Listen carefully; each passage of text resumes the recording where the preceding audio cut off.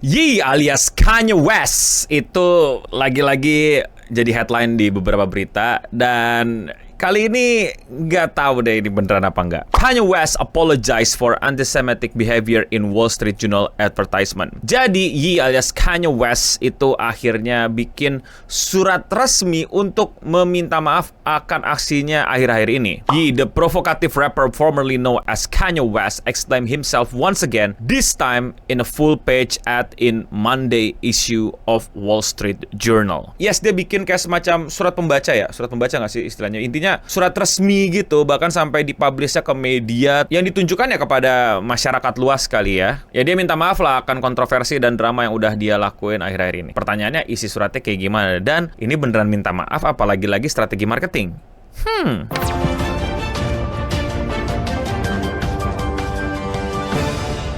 The Grammy-winning musician penned a likely apology in the advertisement, voicing regrets for his social media attacks on Jewish people and his public embracing of Nazis in recent years. He began this letter detailing injuries from a 2002 car accident, including a frontal lobe injury he said led to his bipolar type 1 diagnosis. He wrote that in throes of the disorder, I gravitated toward the most destructive symbol I could find, the swastika. Jadi buat yang belum tahu, Kanye West alias Yee ini itu di 2025 mungkin jadi puncaknya dia bikin sesuatu yang nape sih lu, kayak lu ada apa sih bang? Lu ada masalah apa? Yang paling banget ke highlight adalah dia menjadi seorang antisemit gitu, yang dimana dia nunjukin kebencian mendalam terhadap orang-orang Yahudi. Tidak sampai di situ, dia bahkan menunjukkan kekagumannya dan dukungannya terhadap Om Kumis. Om Kumis, lu tau lah Om Kumis ya, seniman gagal dari Jerman itu. Dia kayak ngagumin dan nunjukin bahwa dia keren, dia luar biasa, apa yang dilakuin bener dan lain-lain. Mungkin di sini hal itu kayak ya udah gitu kan, tapi di Amerika tuh hal ini tuh bahaya dan parah banget, yang dimana mereka itu para veterannya berjuang berantem di front line untuk ngelawan Om Kumis. Jadi ya mungkin beda gitu sentimen publiknya ya. Ya di Indonesia masih banyak lah bocil-bocil edgy yang dengan pedenya nunjukin simbol itu, memuja Om Kumis dan lain-lain. Tapi di Amerika apalagi kalau sosok ternama lu ngelakuin ini, wah itu kontroversial banget. Dan itulah yang kemarin-kemarin dilakuin sama si Yee. Bahkan dia itu sampai bikin lagu yang super weird, but why? Kayak aneh banget, nggak ngerti banget, tapi rame, tapi ya dia lakuin itu kayak why? Judulnya N-word, Hail, H-word. Lu cari tahu sendiri aja, bahkan lagunya sampai di-ban di berbagai macam platform ya. Nggak bisa kalian temuin dengan mudah gitu. Tapi ya lagu itu jadi kesenangan dan jadi kebanggaan banyak orang-orang yang ngemuja Om Kumis gitu. White supremacist, fasis, dan kawan-kawannya di Amerika. Bahkan beberapa streamer ada yang dengan being edgy untuk muterin lagu itu. Iklan dulu boleh kali. Thank you buat semua yang udah support channel gua, terutama sama yang member, alias yang klik tombol join di bawah atau tombol gabung. Yes, harganya cuma 10.000, tapi itu benar-benar bisa nge-support gua untuk terus bikin video-video kayak gini. Buat kalian yang udah join, gue ucapin terima kasih. Buat yang belum join, jangan lupa jadi member di sini. Namanya beda, punya avatar sendiri, dan lebih kelihatan kalau komen. Dan kalau 50.000, kalian bisa nyaksiin beberapa video live streaming gua yang nggak gua tampilin ke publik. Thank you Singamore Aristoteles, thank you Singamore Leo. Yang belum bisa jadi member nggak apa-apa, tetap thanks buat semua supportnya, like, comment, subscribe, dan lain-lain, atau sebarin video ini, atau di klip juga boleh. Now back to the video. Yes, itu semua dilakukan sama Kanye kemarin-kemarin, dan gue udah bahas lebih lengkap di video yang thumbnailnya kayak gini. Silakan kalian tonton kalau belum nonton. Dan akhirnya sebenarnya dia bikin minta maaf beberapa kali, tapi ini minta maafnya sampai rela bayar kolom iklan di media gitu. Jadi lebih diniatkan gitu sebagai surat pembaca. He said, I lost touch with reality. Things got worse the longer I ignored the problem. I said and did things I deeply regret. Jadi katanya tuh dia bener-bener nggak bisa bedain mana realita, mana imajinasi dia, mana fantasi dia. Dia bener-bener lost touch, dan dia akhirnya melakukan hal-hal yang dia sesali. Menurut dia sesali, tapi ya udah terjadi gitu. West also extended his apologies to black community, which he wrote is the foundation of who am I. Jadi selain dia minta maaf ke komunitas Yahudi, dia juga minta maaf ke komunitas African American, yang dimana sebenarnya mundur ke belakang dia juga banyak bikin statement kontroversial mengenai orang kulit hitam, yang dimana sempat dia rame bilang bahwa perbudakan itu pilihan. Slavery is a choice gitu kata dia. Jadi kayak lu tuh jadi budak tuh sebenarnya pilihan. Lu bisa nggak jadi budak, dan lu bisa jadi budak, lu bisa milih. Ya itu meledak juga lah waktu dia ngomong kayak gitu lah. Intinya dia juga sempat di posisi seperti itulah. Sebenarnya banyak lagi yang lain ya. Waktu itu juga dia pernah bawa istrinya, kalau nggak salah udah istri ya sekarang itu, ke sebuah premier apa atau acara apa gitu, sorry gue lupa. Terus tidak busanakan di depan publik dan tentu saja paparazzi langsung foto-fotoin itu, kayak I don't know man.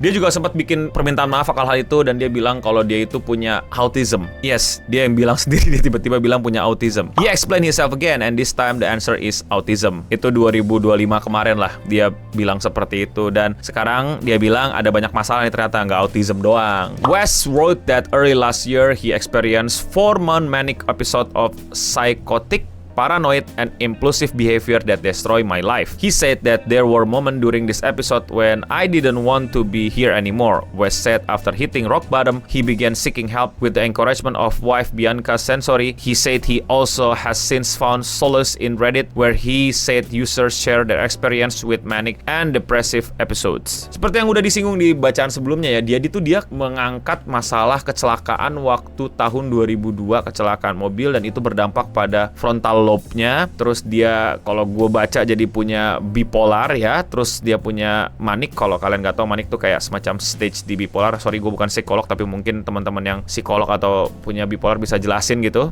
Yang bikin dia jadi bersikap seperti itu, jadi impulsif, jadi paranoid, jadi nge-tweet aneh-aneh. Dan ya intinya dia jelasin lah, ada lagi nih tambahannya gitu selain autism, yaitu ini semua gitu. Tapi ya dia sekarang udah seek help. Dia berusaha untuk nenangin dirinya. Bahkan katanya ngakunya dia terbantu banget dengan adanya Reddit dari orang-orang yang punya forum dan ngomongin masalah manic and depressive and stuff. Pokoknya dia udah membaik dan dia minta maaf dan dia berusaha untuk lebih baik lagi lah, walaupun dengan keadaan mental dia yang baru dia akui, baru dia omongin, mungkin masalahnya cukup pelik dan kompleks. Dan sekali lagi, ini bukan pertama kalinya Yi minta maaf. Sebelumnya udah gue jelasin kalau dia minta maaf gara-gara autis dia jadi berlaku seperti itu. Dan ternyata fans dan mungkin yang kenal dia terbagi menjadi dua kubu tentu saja, yaitu kubu yang oh ya gue jadi ngerti lu, ternyata lu punya masalah hidup, ternyata lu punya masalah mental health dan lain-lain, sehingga kayak oke bang, santai bang gitu, minta maaf, atau kayak yang penting lu minta maaf, semoga membaik dan lain-lain. Dan ada satu pihak yang langsung is it the signature move of Kanye again? The Ye again? Dimana dia biasanya bikin sesuatu yang kontroversial, yang rame, yang luar biasa nyebelin dan bikin orang bertanya-tanya, terus tiba-tiba dia mengeluarkan sebuah produk baru atau lagu baru yang dimana dicurigai, kalau kalian ngikutin, Ye alias Kanye West ini tuh mau ngeluarin album baru yang judulnya katanya Bully di tahun ini. Jadi diduga semua permintaan maaf ini adalah PR stunt untuk ngepromoin album barunya biar namanya naik lagi, diomongin orang lagi, dan akhirnya orang ngelirik album barunya. Nah, kalian ada di kubu yang mana? Percaya kalau dia emang beneran tobat, atau waduh, marketing lagi nih, kena lagi nih? Coba komen di bawah. Dan untuk komen di bawah juga buat teman-teman yang ngikutin hip hop, rap music, Amerika dan lain-lain. Saya sangat-sangat turis ya, saya sangat-sangat karbit akan hal ini. Jadi silakan dikoreksi dan dikritisi di kolom komentar di bawah juga. Komen terakhir datang dari video yang gue ngebahas gimana sih cara tipu-tipu giveaway yang gue pelajarin di luar sana. Dan komentarnya adalah, ini dibacain komennya termasuk giveaway nggak? Disuruh komentar, hadiahnya dibacain tuh komennya sama Bang Eno dari Lucky Infinite 3745. Jawabannya adalah nggak tahu. Mau tahu? Coba kalian komen aja di kolom komentar di bawah. Dan ya, sekian seputar internet untuk episode kali ini. Gue udah bening pamit undur diri. Dan untuk kita semua, ini lucu banget kalau misalnya gue nyanyiin liriknya, tapi kan jadi kayak nyebelin tadi ya. Stay clean and sound. Jangan don't stop being edgy. Kayak masa edgy gue udah lewat jadi ya. Yaudah. I know you want it. Gue sukanya itu doang. Tapi kalau dipikir-pikir lagunya psychedelic banget ya.